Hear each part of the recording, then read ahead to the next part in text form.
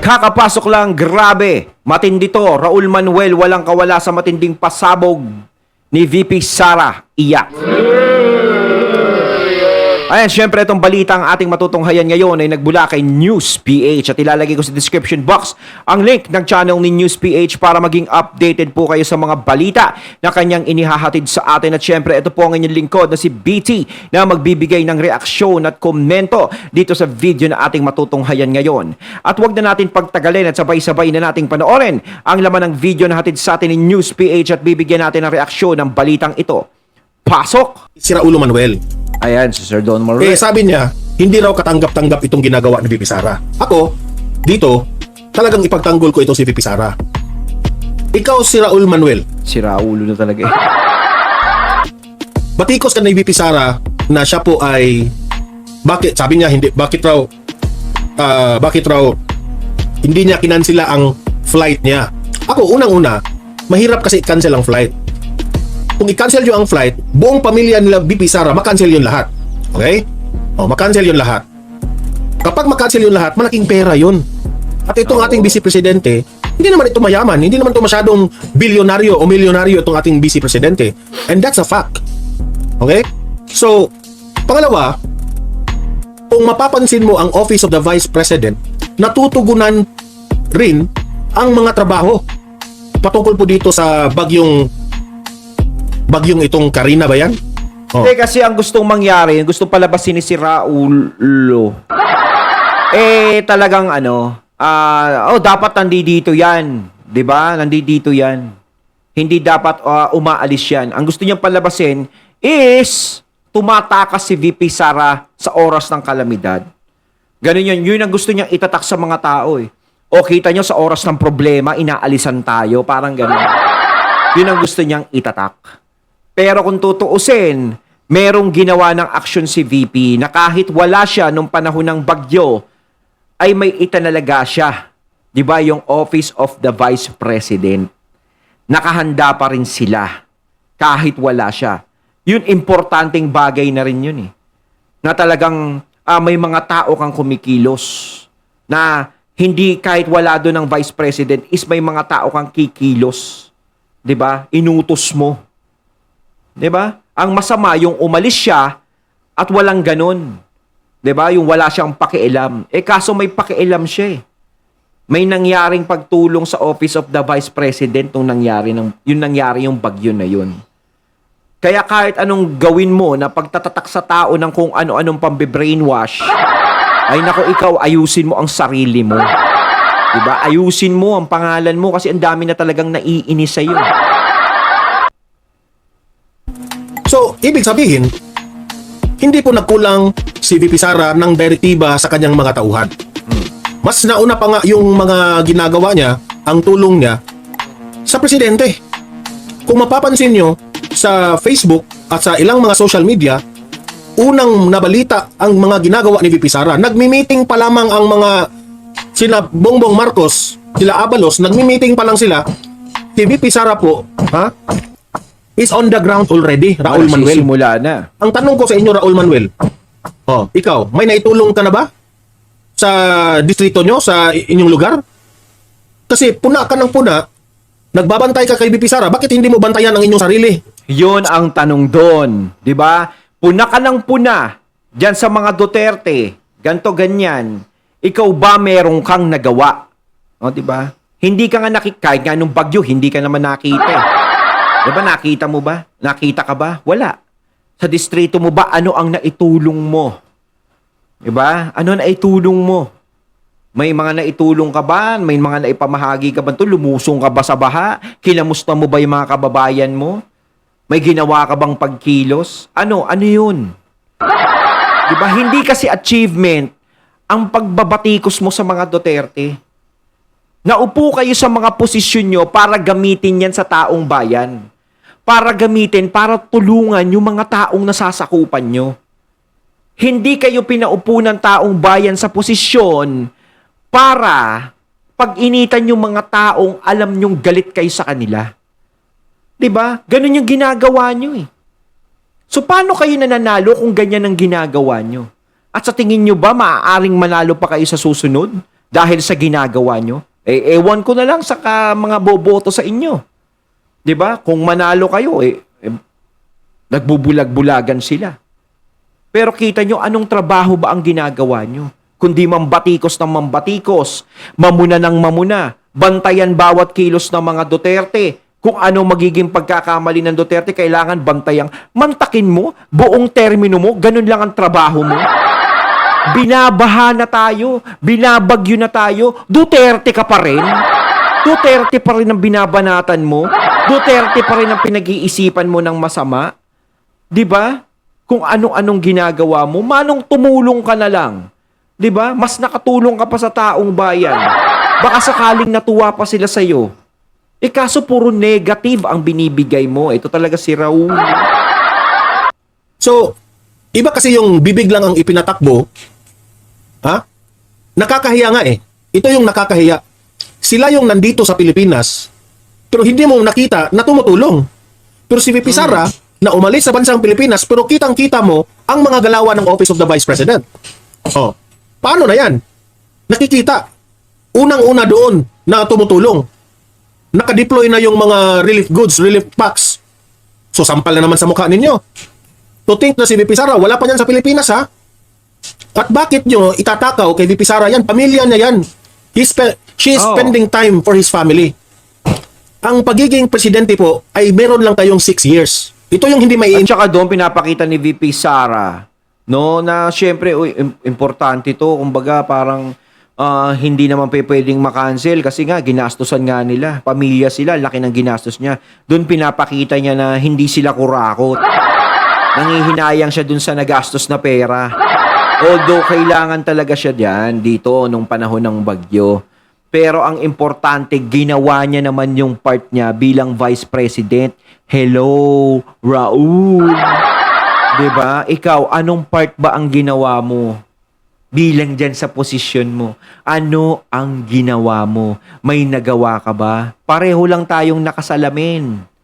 Pero sinisigurado ko mas marami akong nagawa kaysa sa'yo. Intindihan ni si Raulo Manuel eh. You only have 6 years.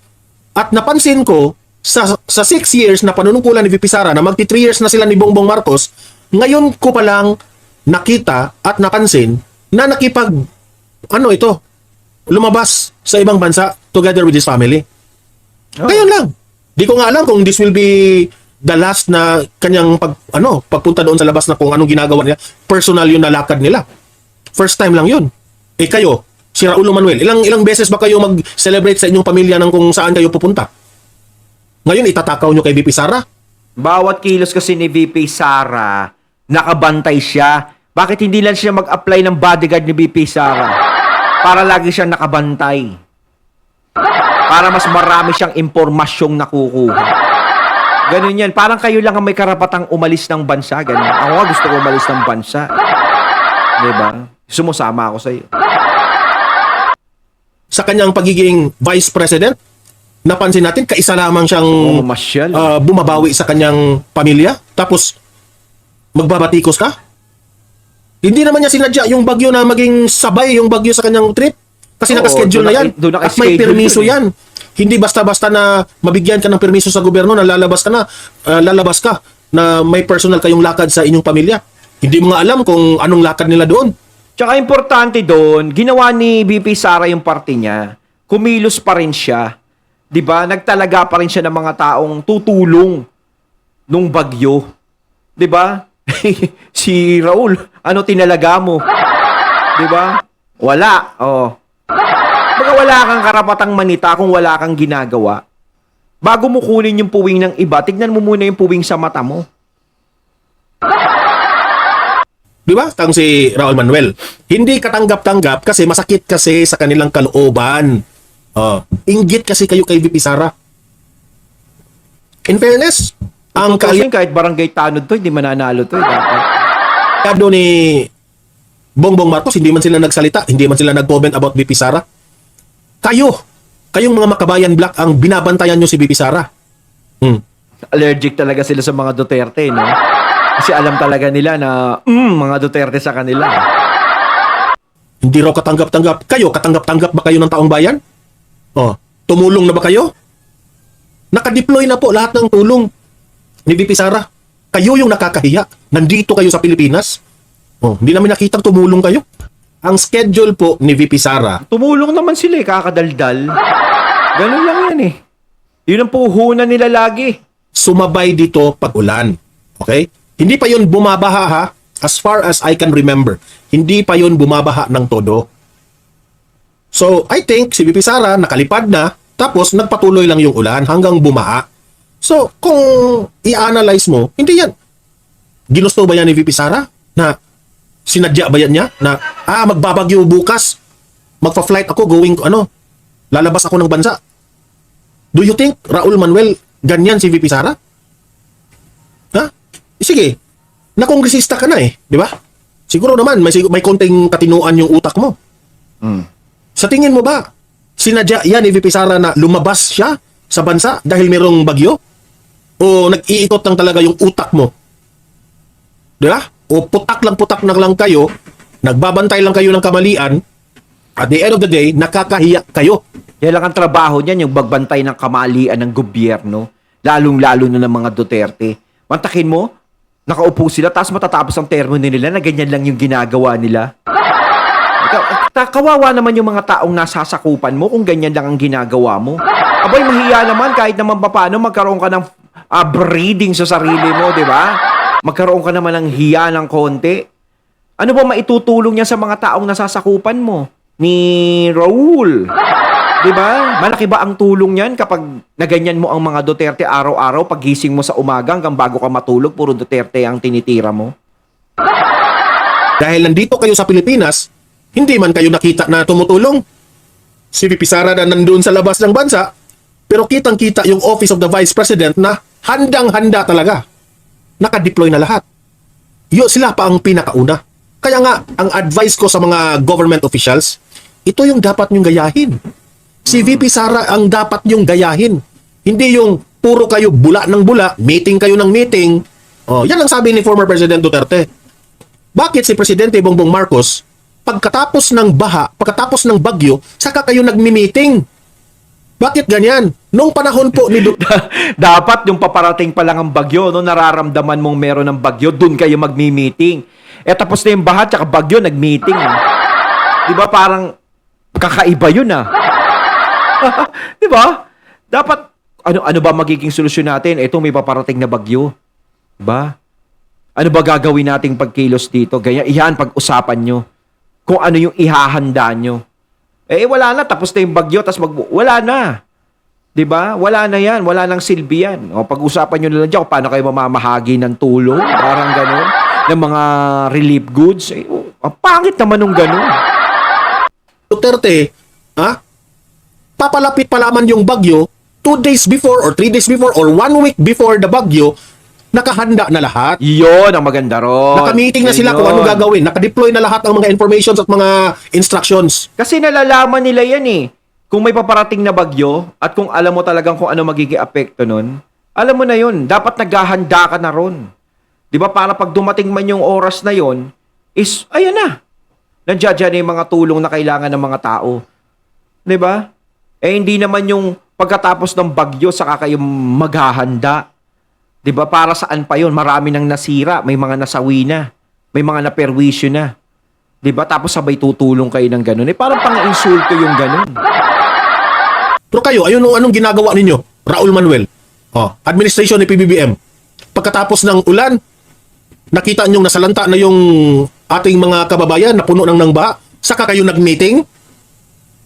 Paano na 'yon? What if na merong emergency doon? Paano nyo natutulungan? Nung lumakas yung ulan, bumaha, meron ba kayong nakitang government officials na nakahanda doon? Meron ba kayong nakitang mga sundalo, mga pulis na naka-deploy sa area na possible na magbaha? Wala. Sa panahon po ni former President Duterte, papalapit pa lamang ang bagyo, naghahanda na ang lugar. Chine-check na yan lahat. Paano? Itong gobyernong ito, alam nyo ba kung saan sila busy sa kanilang paghahanda? Naghahanda sa SONA. Naghahanda sa 20 million na budget para SONA. Yun ang pinaghahandaan nyo Ipinagbayabang nyo ang 5,500 flood projects Naghahanda kayo doon. Instead na Alam nyo yan, ang Pag-asa, alam nila na may paparating na bagyo, hindi kayo naghahanda. Alam yan malalaman yan sa satellite kung gaano kalakas, gaano karaming Oo. tubig, bakit hindi kayo naghahanda? Sila nakakaalam niyan eh. Di ba? Yun, isisisi nyo kay VP Sara. Lagi na lang tayong turo ng turo dito, sisihan na lang tayo dito. Ha? Sige. Sisi na lang tayo ng sisi dito. Susunod kapag meron na namang ganyan, sisi na naman kay BP Sara. O kaya may dumating na lindol, wag naman sana, "Uy, lumindol si BP Sara kasi." O, di ba? Mga hinahanap nila, puro paninisi lang. Lahat na lang, ibinibintang, isinisisi, paulit-ulit na lang. Nakakasawa. Di ba? Magsalita naman kayo para sa taong bayan, hindi puro Duterte lang alaman ng bungangan nyo. Wala na ba kayo nakikita kundi puro Duterte lang? Paano yung mga nasasakupan nyo, hindi nyo ba sila nararamdaman? Hindi nyo sila nakikita? Sino ba bumoto sa inyo, mga Duterte? Sinisisi nyo dahil pumunta sa ibang bansa. Pero sino yung nakahanda sa inyo? O, napahiya kayo. Napahiya kayo ngayon kay VP Sara. Di ba? Personal trip. Personal trip. At hindi yan basta-basta na makalabas ang isang government official. Pinaghahandaan yan. Humihingi yan ng permeso. Magpapa-approve ba yan? So hindi kadali kakansilin yan. Si Raul Manuel. Alam kong alam mo yan. Pero malikot lang talaga yung utak mo. I-inform natin si Raul Manuel.